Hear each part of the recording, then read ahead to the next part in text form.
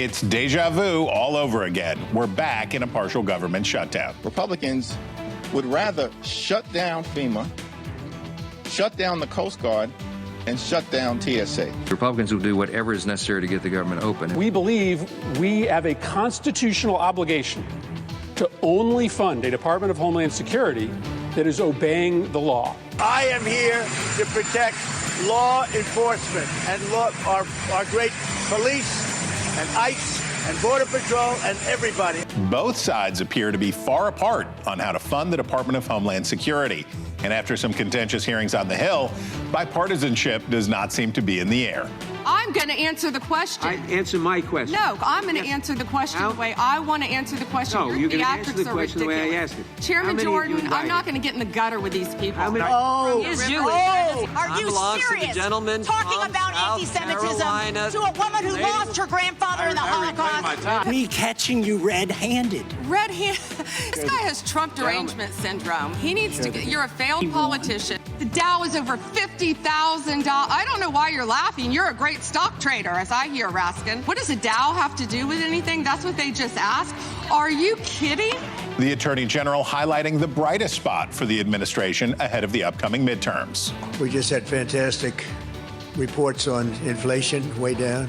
Costs of products, way down. We have the greatest numbers that we've ever had. And we just saw one of the best jobs reports you've ever seen. Everything is hitting on all cylinders. With us today, Nebraska Republican Adrian Smith on the fresh fissures on trade in the GOP. Massachusetts Democrat Jake Auchincloss on the funding freeze and his party's own schisms. Plus, another step on the road to Philadelphia for America 250 with a very personal view of our history. All that and our best in the business panel of journalists. The Hill Sunday starts now.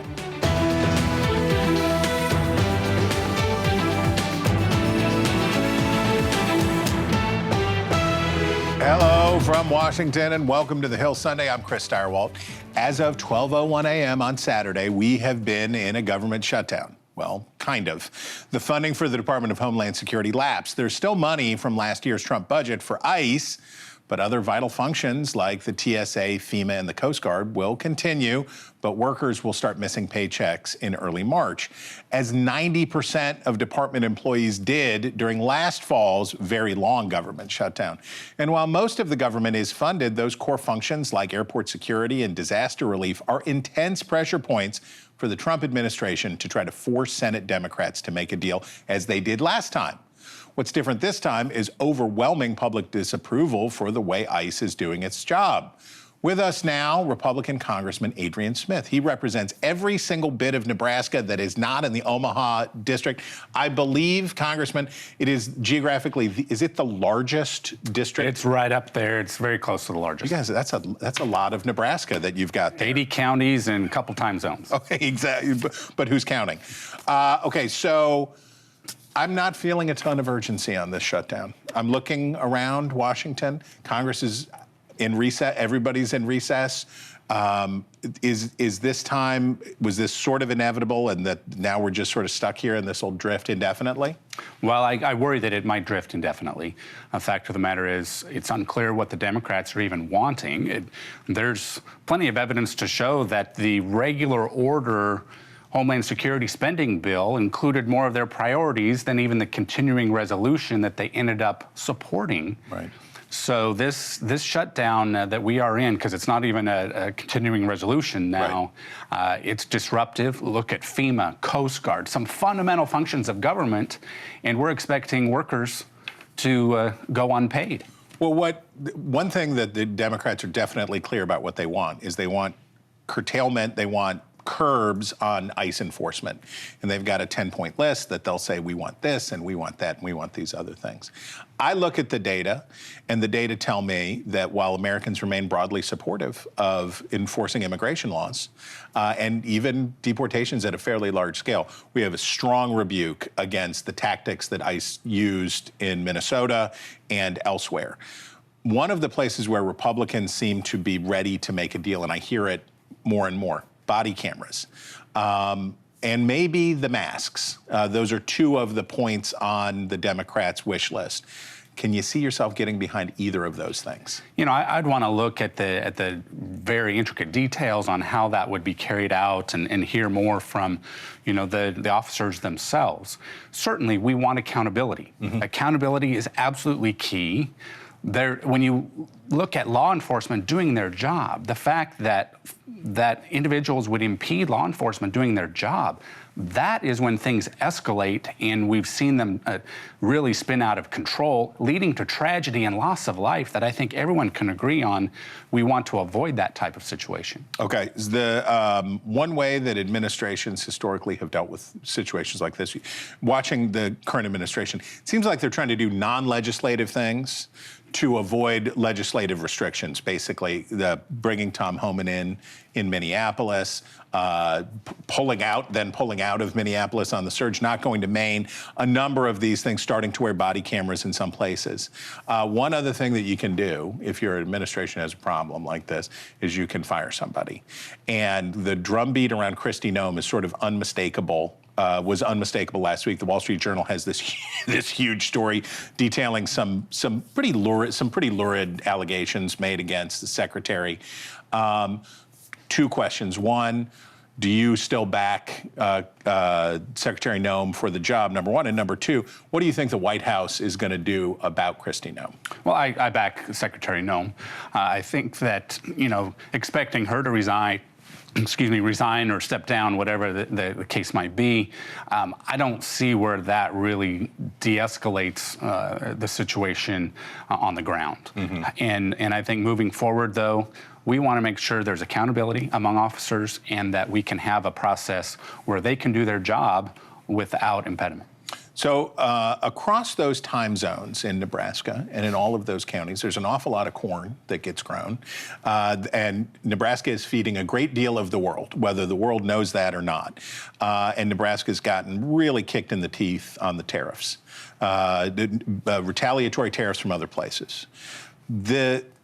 Last week, I think 6 of your fellow Republicans voted to pull back tariff authority from the president on Canada as an opener, and there's expected to be more votes coming in the weeks to come, including Don Bacon, your fellow Nebraskan, was one of those. You said no, you didn't vote for that.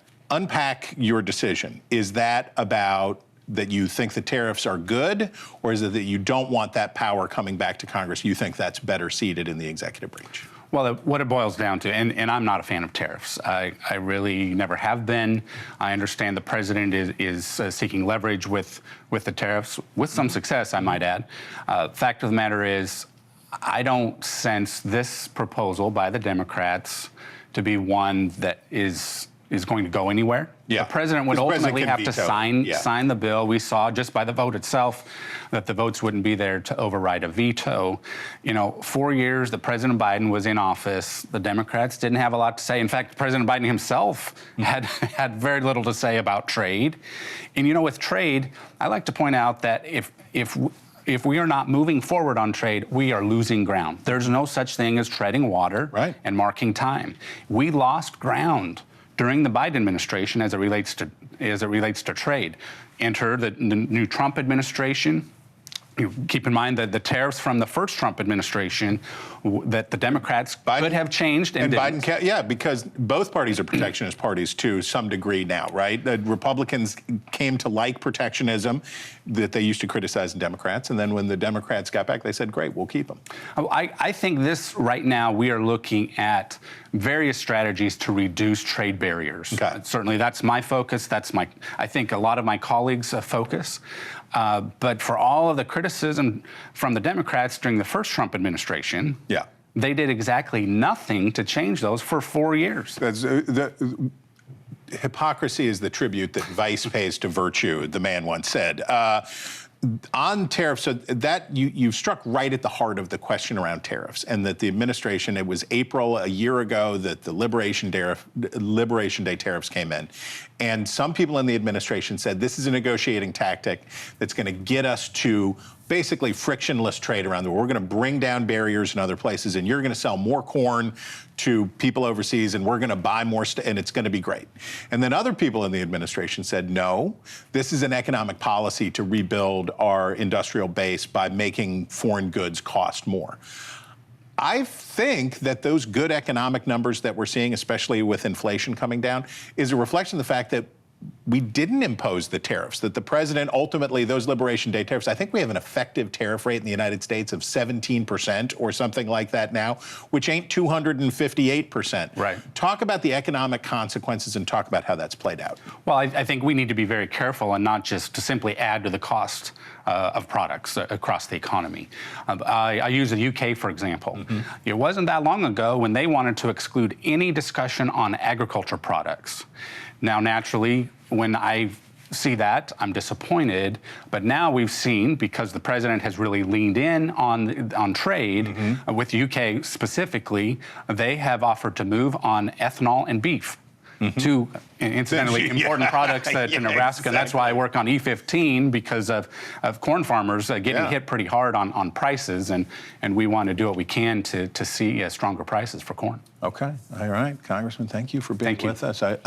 If you spent Valentine's Day in Valentine, Nebraska, you would know him already. But if you don't, here he is, Congressman Adrian Smith. We thank you.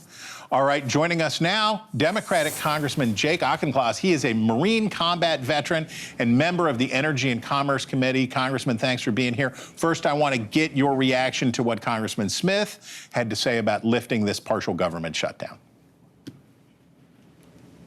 Good morning. Thanks for having me on. I want to respond to two things Congressman Smith said. The first about tariffs.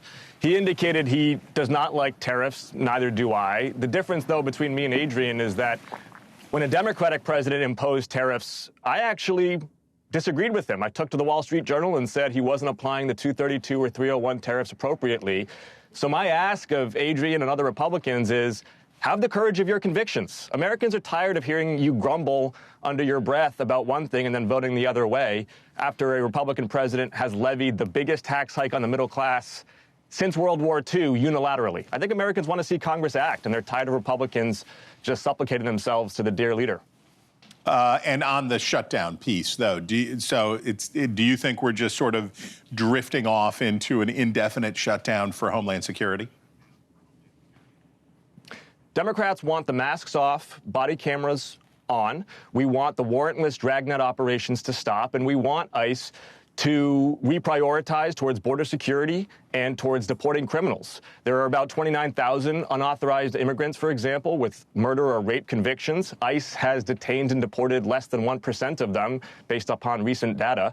And I don't think it is unreasonable to say, hey, ICE, rather than trying to pick up and harass people bringing their kids to bus stops, maybe focus on those who are a threat to public safety. The American public, by wide margins, agrees with Democrats' demands. Republicans have the gavels in the House and the Senate, and it's on them to fund and govern this government competently and not as an instrument of fear. Okay, so in the fall when we did the Mondo shutdown that went on for so long, the issue was about health care, and Democrats had the issue, they had the politics on the issue. You guys definitely had the political advantage, but Republicans weathered the storm. There are, though, a lot of pressure points on Senate Democrats still. The TSA, super important to millions of travelers and to the nation's economy. That's a big part of what broke last year's stalemate. Do you think we will see a replay this time around, or has the question of ICE that you point to fundamentally changed this? It's not about Beltway politics. This is about Americans' demands for due process that is befitting a free people. Americans, on the 250th anniversary of the Declaration of Independence, are not going to watch an out-of-control tyrant impose a paramilitary upon their day-to-day living. They didn't do it 250 years ago. They're not going to do it today. This is bigger than the Beltway. This is about individual freedom. This is about the rule of law. And the American public will be heard on this issue, now or in the midterms. All right, let's go over to biology class for a second. You've been definitely on the warpath over the Department of Health and Human Services moves against new vaccines. These are the messenger RNA kind that aside from being a key to the COVID vaccines, are at the forefront on cancer treatment and other health breakthroughs. Last week, the FDA said it wouldn't even review an application from Moderna for a new flu vaccine. And look, people are all for progress, but altering the way that human beings' cells work sounds pretty scary to some people. What's the case against being very, very careful with these? We should be very, very careful with these. That's why the United States has the world's gold standard biomedical regulator, where they look at a randomized controlled trial that compares new technologies against the best standard of care. Moderna had negotiated this with career scientists at the FDA, and then Vinay Prasad, a political appointee who is deeply unqualified for his role, came in and overruled the career scientists at the FDA at the last minute. The memo that he overruled, by the way, written by David Kaslow, still has not been released, and FDA needs to release that memo so that scientists can review the merits in a transparent way. Chris, I think it's worth, though, talking about why Americans should care about mRNA. Obviously, Americans experienced it during COVID with the the COVID vaccine. That vaccine, because of the mRNA technology, was developed within 1 hour after the genome of the virus was released. We're going to need that capability going forward. We know our enemies have biological warfare capabilities. We know, of course, that in this 8 billion person world that there could be another naturally occurring outbreak, and we need to be prepared for that. We also want to take advantage of the promise of mRNA technology, which includes things like a personalized cancer vaccine. We are years, not decades, away from being able to go to a doctor, get a test of your genome, see what kind of cancers you have a predilection for, and then getting a personalized therapy to prevent that cancer. Not science fiction. That's coming, except now it's going to take a lot longer because of the ideological antipathy towards science and progress that exists right now under this administration. Okay, now let's turn to politics. I want you to listen to just a little bit of a conversation I had with one of your former colleagues, Tom Malinowski, who narrowly lost a special election to a pretty hardcore progressive after the American Israel Public Affairs Committee dumped a bunch of money on Mr. Malinowski for basically being critical of the Netanyahu government. Whatever the outcome in our little race in NJ11, they wanted to send a threatening, intimidating message to Democrats running in the midterms all across the country. If you step out of line, we will do to you what we did to Tom Malinowski. This is a suburban district just outside of New York. This is a place where Democratic infighting has produced a candidate who, it's a good Democratic year. It's going to be hard for Republicans, but brings the race within reach. You're leading a group that is trying to match the candidate to the right district. You want to maximize the numbers for Democrats here. Did you see a warning about this division and this stuff in New Jersey last week? Chris, you're right. I'm chair of Majority Democrats, which is a group of 32 elected leaders, governors, senators, members of Congress, state legislators, and we're seeking to reinvent the Democratic Party by 2028 by rebuilding trust with the exhausted majority of Americans, and that does involve getting engaged in tough-to-win battleground seats for the 2026 midterms. We were not involved in New Jersey, as you said, a more blue-leaning district, but we're involved on the seats that are going to be majority makers for Democrats. And if you see these candidates that we are backing, they are Americans from all walks of life who can represent their districts authentically. A farmer from North Carolina, a Navy SEAL from Michigan, a minister from Iowa, a Grammy Award-winning Latino singer from Texas. These are the kinds of candidates that are going to build a generational majority for Democrats. Okay, America, if you were eating quahogs in Seekonk, Massachusetts, you would know him already.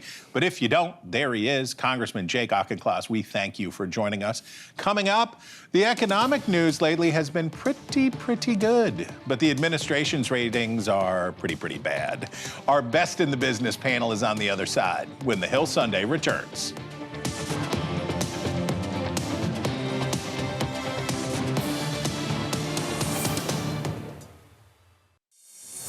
Welcome back. Inflation easing, jobs numbers beating expectations. It is a message Republicans would love to hear more of from the White House in a deteriorating midterm climate. NewsNation's Alicia Nieves has the story.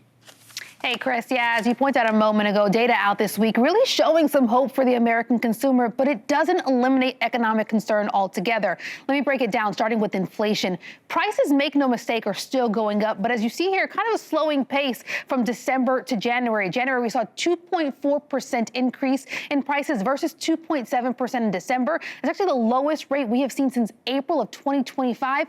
But even in that number, in that data, there are some pain points for the consumer. If you look at the category for groceries, that was up almost 3%, 2.9% to be exact. The way that we get headline at a lower number, 2.4%, it's the energy sector. We actually are seeing deflationary pressures there. I mean, prices are truly coming down when it comes to energy and gas.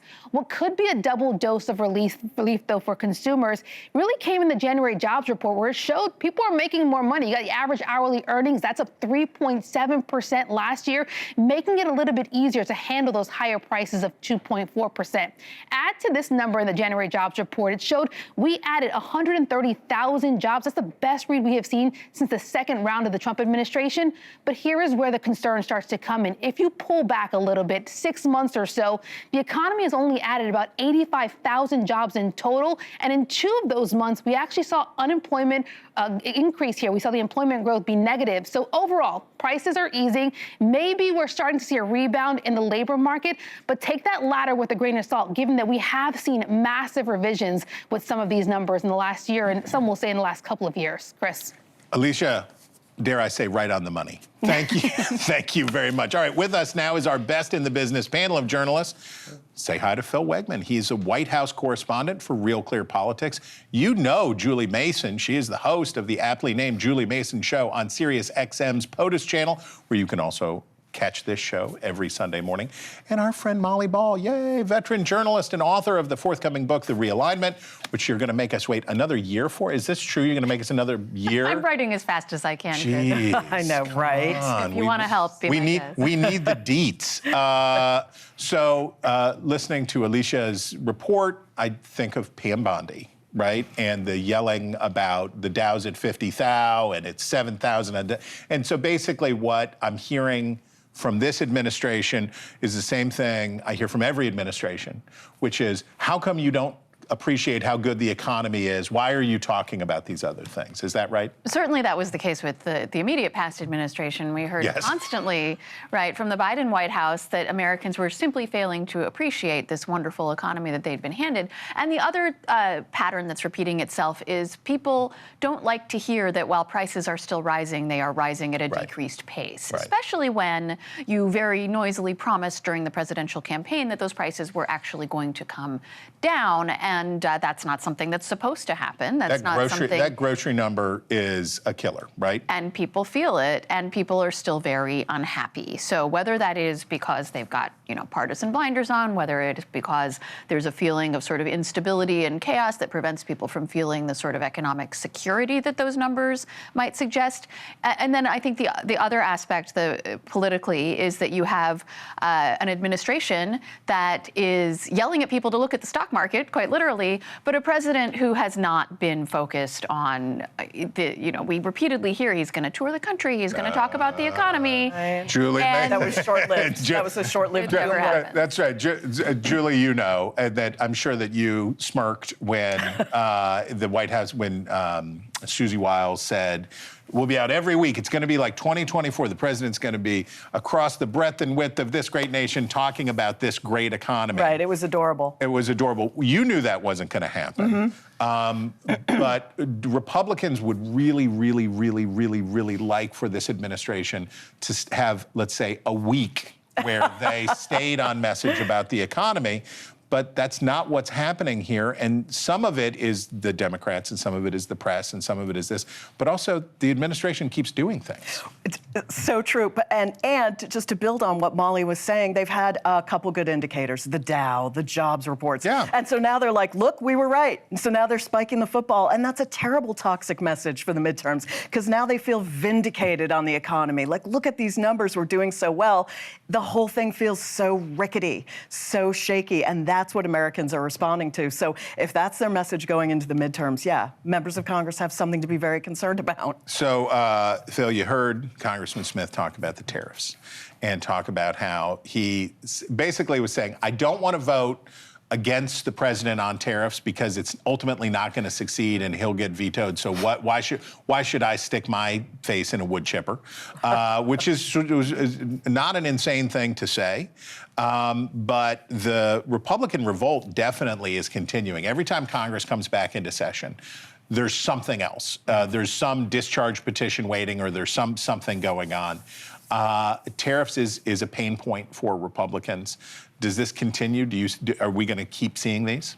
I think so. Probably not before the midterms, because a lot of these Republicans know that Donald Trump is still an asset. He's still the most popular Republican politician out there right now nationally, but they are looking to life after 2028. There's going to be a moment in time when Donald Trump's grip on the Republican Party loosens.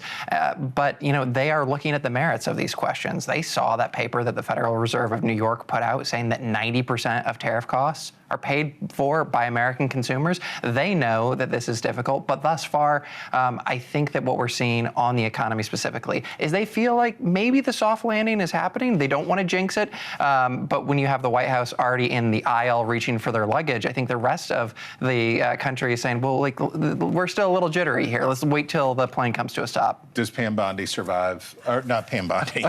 We'll get to her in another episode. Does Kristi Noem survive? Cricket only had one life. I think Kristi Noem might have 9. She's very popular with the president.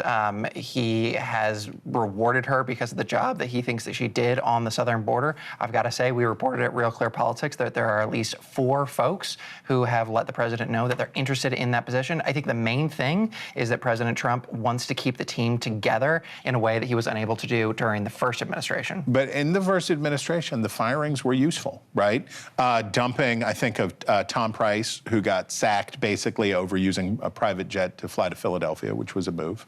Scott Pruitt had an irregular housing arrangement, the EPA chairman. The president was, I understand the Phil's argument, which is effective, like show no cracks, but the cracks have utility.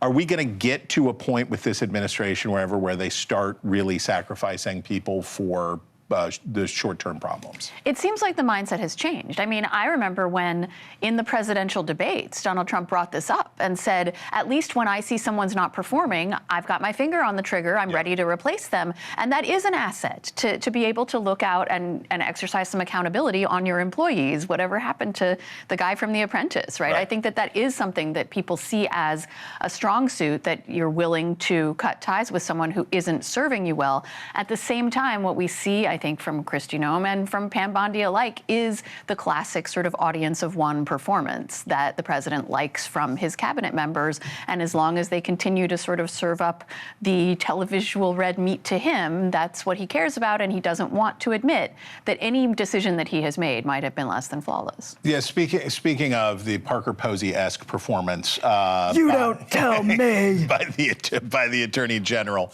that definitely was an audience of one situation, right? Yes. She's getting squeezed on the Epstein stuff, on the way the FBI is being, there's the laundry list on disappointments among Republicans about this Justice Department is long. Did she do enough? Was she mean enough to Jerry Nadler that Pam Bondi gets to continue on as Attorney General? The problem with Pam Bondi, which makes her situation different from Kristi Noem, is that MAGA media hated it. Yeah. They're mad at her. They hate it. These are voices that the president listens to. Yeah. And that's why I think even though she's the Attorney General and Senate confirmation becomes more complicated after this, right? Whoever you put in might just have to be acting. Yeah. I think she's in a bit of peril because of that reaction from MAGA. When I saw Eric Erickson come out and say, done, yes, firing. Tim Pool, it's over. Yeah, when you've lost Tim Pool. Yes, quite so. Okay, coming up, midterms, people, they're already here. Voting is underway in key contests, and it starts Tuesday in Texas's Senate race, which is a must-win for Republicans. Guess what? We're going to go whole hog on the Lone Star State when the Hill Sunday returns.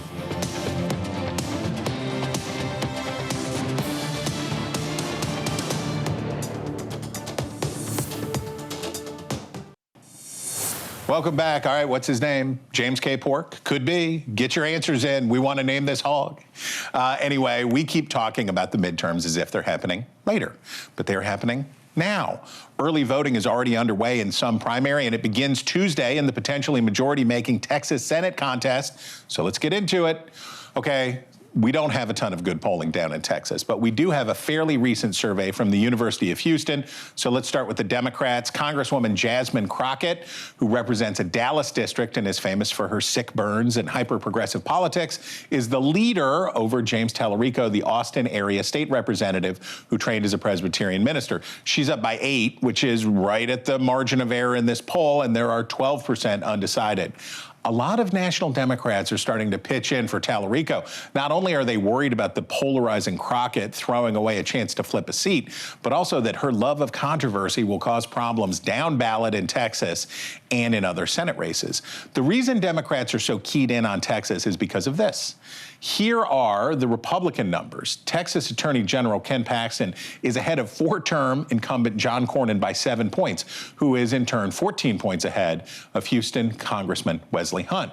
There's 12% undecided, but however these late deciders break, it's probably not going to be enough to avoid a runoff in May, which will take place if no candidate gets an outright majority. And in head-to-head polls before Hunt got into the race, Paxton was regularly drubbing Cornyn. Paxton would be almost as bad of a general election candidate with the moderate midterm Texas electorate as Crockett would be. In addition to a lot of extreme positions, he has a Texas-sized portion of personal scandal, which helps to explain this. Here is a January poll from Emerson on potential general election matchups. You see how Cornyn outperforms Tallarico by 3 points, but does 5 points better than Crockett. Paxton is tied with both Crockett and Tallarico. If Paxton emerges from the runoff, the parties will spend, no joke, hundreds of millions of dollars as Democrats try to finally turn Texas blue. But maybe not if Crockett is their nominee. She's very good at firing up the online left, but maybe not with a message that will sell in the suburbs. We are currently the laughingstock of the world, partially because of the failed leadership within the DOJ, as we see kings and queens falling everywhere around the world. But we don't know the basics of right and wrong in this country, because it's not about partisanship. Back with us is our best in the business panel, Julie Mason. If you lived in Alamo Heights or you lived in some swell suburban district in Texas, in the Woodlands, right? Pick a city, pick a part. Jasmine Crockett is probably not your cup of tea as a Democrat. But boy, when you hear stuff like that, when you hear her lacing into these Republicans, which she called Marjorie Taylor Greene a series of very unflattering things, they love it. Can Democrats in Texas resist Jasmine Crockett? I don't. She has no statewide organization. She's just doing some events. She doesn't seem to be raising much money. And I will say, Colin Allred he really interfered with James Tallarico. Well, James Tallarico interfered. Yeah. James Tallarico, for anybody who didn't follow this story, James Tallarico was sucking up by saying that he'd much rather face Jasmine Crockett than some mediocre black man. And you're like, no, definitely don't have an opinion about that. So will Democrats do rational voting here, or are they going to go with? They're super conflicted, right? Because Tallarico seems like the safer choice and probably more competitive if Paxton is the nominee. Meanwhile, Cornyn is doing a primal scream in a closet somewhere. That poor guy, right? Right. But they might just feel like, Jasmine, she's so outspoken, future of the party, things like that. I think they're going to be very conflicted. Okay, Molly Ball, I know that you read the Mark Leibovich piece in The Atlantic, which was impossible not to read, about the Democrats' agony right now. Headline is, Democrats aren't built for this. No matter how eager they were to resist Trump, they kept living up to their worst image as an overly sensitive, out of touch, and terminally online brand of myopic, overindulged factions. The anecdote he starts the story with is that when the chairman of the DNC tried to get them to come back to the office for work, it was like their faces melted and the union complained and they won't stop doing land acknowledgments at the beginning. Do Democrats understand the degree of difficulty for this cycle, but also what awaits them in 2028? I would say, yeah, first of all, the DNC is not the Democratic Party. And it certainly is the case that the Democratic Party has plenty of problems. Right. But I would not put management issues at the DNC anywhere near the top of that list. No, but it does speak to sort of the David Shore, like the capture, and Republicans got captured by the Candace Owens very online. Like, being consumed by your very online base is very dangerous.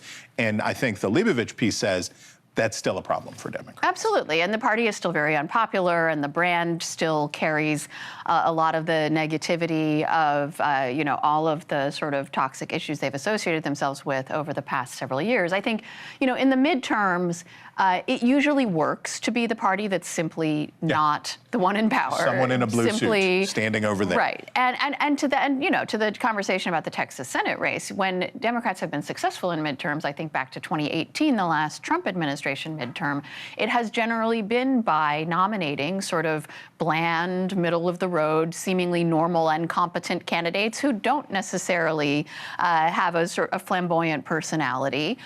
So we'll see if that is the strategy this time. Hard to resist the junk as food. well. Hard to resist the junk food. Phil, quickly, New York Times had a jaw dropper for Democrats. If you look at these numbers about the fundraising, DNC versus RNC, and this is across the committees and all of the things. Now, even if you take the top off, because that's the Trump fundraising, and a lot of that will be like water on a rock. People give a lot of money to Donald Trump, but not a lot of the money ends up actually in Republican races. But if you just look at the hard money, the bottom two categories, it's still more than 2 to 1. This I diagnose, and you tell me if I'm right, as evidence that Democrats or Democratic-leaning voters hate Donald Trump, will show up to vote against him. But if they're not giving money to the Democratic Party, that tells me that there's a disconnect between the voters and the party. Do donors want to write a check after the fiasco that was the last presidential election, when they saw all of this mismanagement, when they see that Vice President Harris is still in debt? I don't think so, and that might be some of the hesitation. And yet, we're at a moment when Democrats are leading Republicans by more than 5% in the generic ballot. They should be prepared to clean up, and I think that what you see is because of some of this drama on the inside, at least with the party apparatus, those donors are not ready to open their checkbooks just yet. Are they coming around 30 seconds? No, I don't think so. No, the party needs a new leader for everyone to get excited about before they start sending money. Oh, boy. Okay, panel, we're excited that you're here anyway. Coming up, friends, Romans, countrymen, lend us your ears. An intriguing discussion of how classical antiquity shaped the founding of America.